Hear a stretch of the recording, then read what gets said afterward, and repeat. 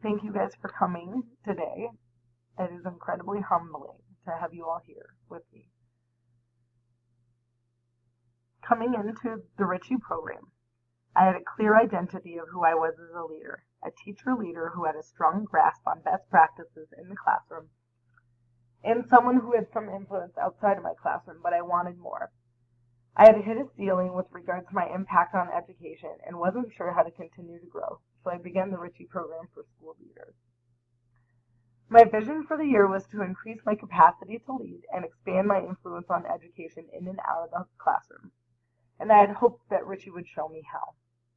Now at the end of my experience, I feel like I more than fulfilled my vision.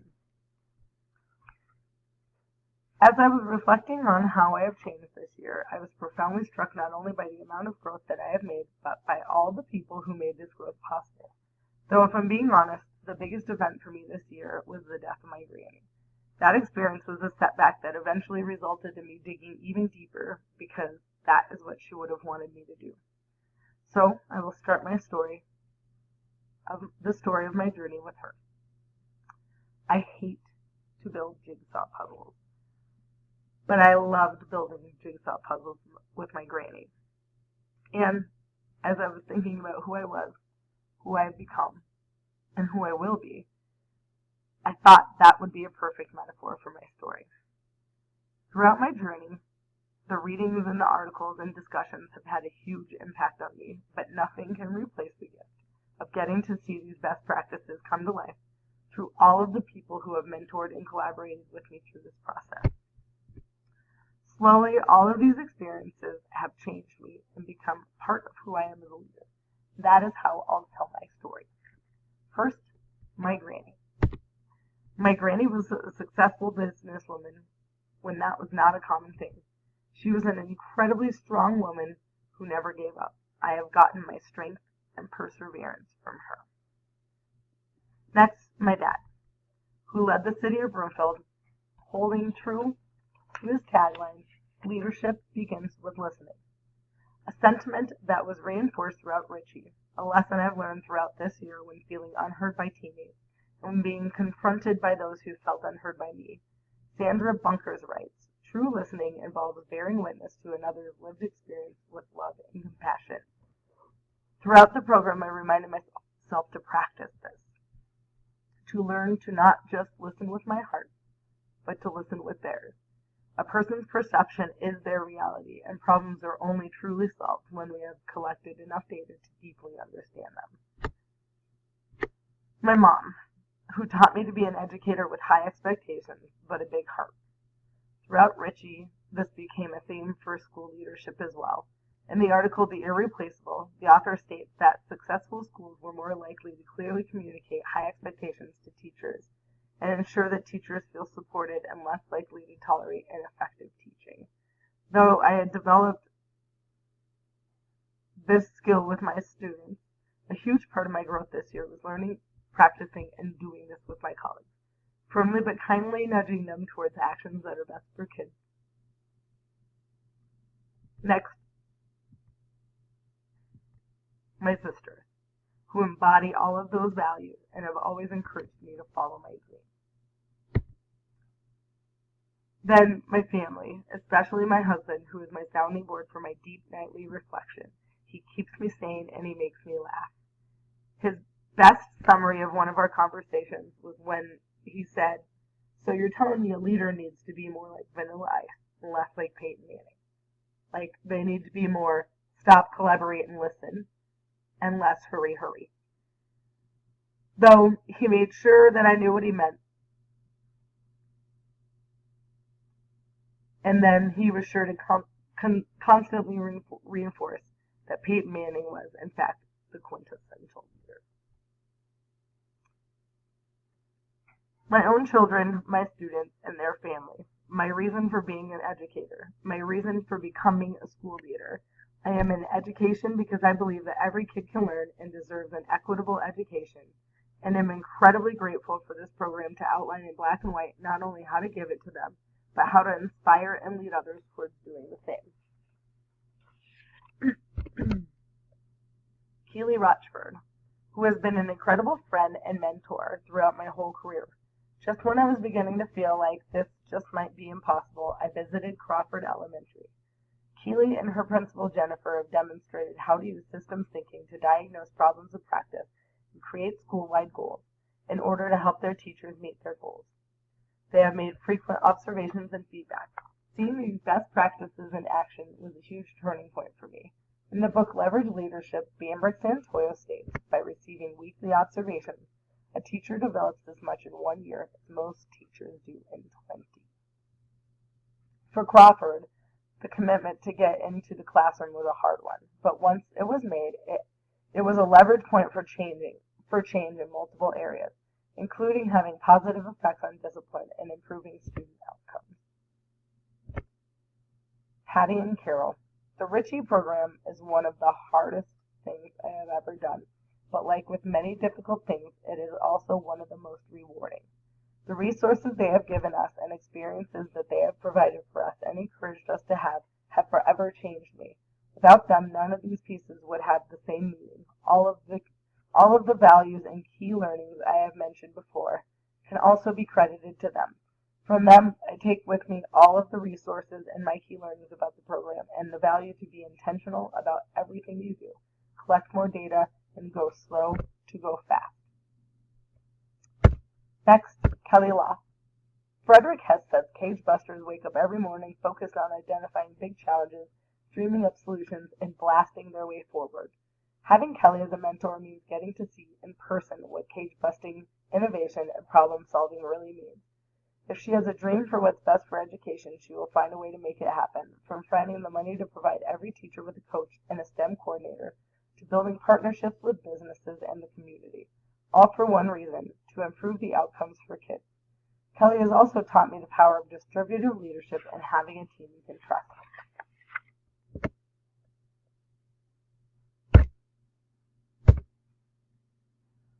Carrie Romero Bruder. A former Ritchie has also been a model for many key learnings from this year. I will take many things with me from Carrie. She always reminded me to get on the balcony and look at the big picture, to never be afraid to give my colleagues feedback, but kindly and gently, and to every once in a while do a temperature check to check in with my colleagues and make sure I'm having a positive impact on my system. Heifetz, Grashow, and Linsky write, to orchestrate conflict effectively, think of yourself as having your hand on the thermostat and always watching for signals that you need to raise or lower the temperature in the room. They mention keeping the temperature high enough to motivate them, but not so high that it drives them away. This is something I am constantly working on and has become a huge part of my growth due to Carrie's thoughtful guidance and feedback. Marty McCarthy, who has a profound belief in every single student. Marty has reinforced that building relationships with students is an absolutely essential component to being an effective administrator. These values show through to his teachers. Marty models as an administrator what it looks like to believe in students who aren't always at their best and how to be a true advocate for children. What is best for kids is behind every decision he makes, a sentiment that I will forever carry with me as a future leader. Jim Palmer, who has shown me the power of trust. One of my biggest learnings from Jim is his ability to hear concepts or concerns from a group of stakeholders and create action steps based on these concerns. Through this, he has shown me the power of building trust with your staff. Rusin and Zimmerman write about how trust is an essential component in a relationship with a teacher. In order for them to receive feedback effectively, they state, when teachers do not sense trust in the relationship, feedback will have little, if any, opportunity for changing professional behavior. The district math team. My time on the district math team working with Mike Meyer, Nathan Montgomery, and the middle level math leaders has shown me how effective it is to develop a shared mission and vision and core beliefs, and to provide resources to meeting those goals, such as effective professional development around data-driven instruction, using common assessments, working effectively in a PLC, and the power of a guaranteed and viable curriculum. Peter Senge states that schools that learn create shared visions, a common picture of success that everyone shares. I was blessed to be a part of the team that use input from all stakeholders to create this shared vision for middle school math, and the impact it has had on the students in the district is evidence that it works. I will forever take that experience with me and draw upon it in the future.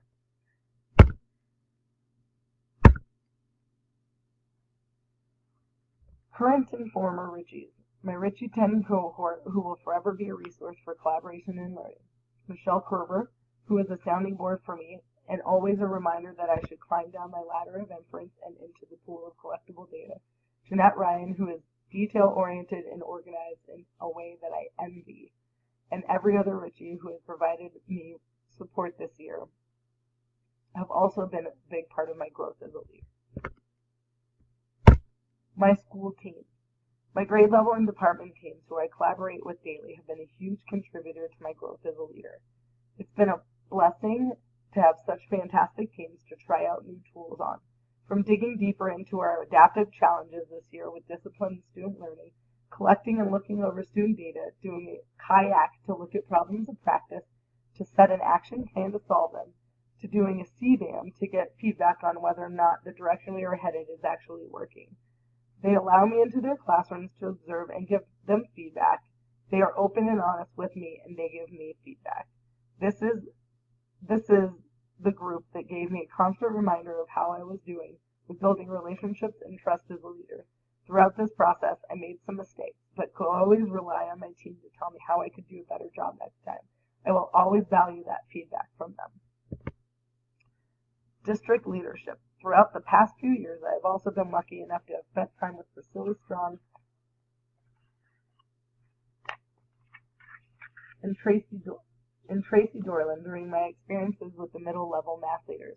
Throughout creating our shared vision to choosing a curriculum and creating units of study, these experiences have been invaluable to my growth as a leader. Every step of the way, our district leaders kept our focus on the end result, the students. They showed me that a leader's job is to make difficult decisions on behalf of students. Also, during my internship, I was lucky enough to spend time with Jeanette Walters, who actually supported the theme, keeping a laser beam focus on what is best for students. She also showed me the finesse it takes to have a difficult conversation that will affect change. In the book Difficult Conversations, Stone, Patton, and Haynes shared, the ability to handle difficult conversations well is a prerequisite to organizational change and adaptation. I am grateful to have observed many of these conversations involving our district leaders in order to be able to learn from them and increase my ability to deal with these situations with grace and finesse. As I reflect upon my year and look at myself as a composite of the people who have guided me and experiences I have had, it is overwhelming to me. An old proverb says, "He who thinketh he leadeth, and has no one following him, is only taking a walk." This quote resonates with me and has been a huge part of why I pursued the Richie program in the first place. My vision for the year was to increase my capacity to lead and expand my influence on education in and out of the classroom. I believe I have met that vision, and I am now ready to begin my career as a school leader.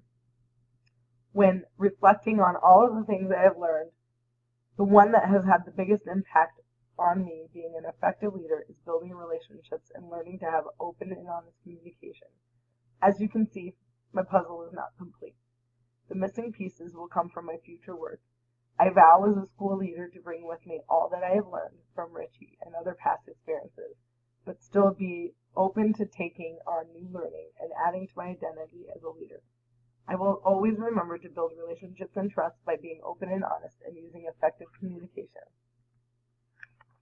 To collaborate with stakeholders, rely on shared leadership, create shared missions and visions, lead meaningful, intentional, and effective change on behalf of students, and provide teachers with the resources they need to facilitate growth and learning for all students. I'm grateful for all of my experiences and excited to go forward bringing them with me as a gentle reminder that I am not alone and things are always done better with collaboration.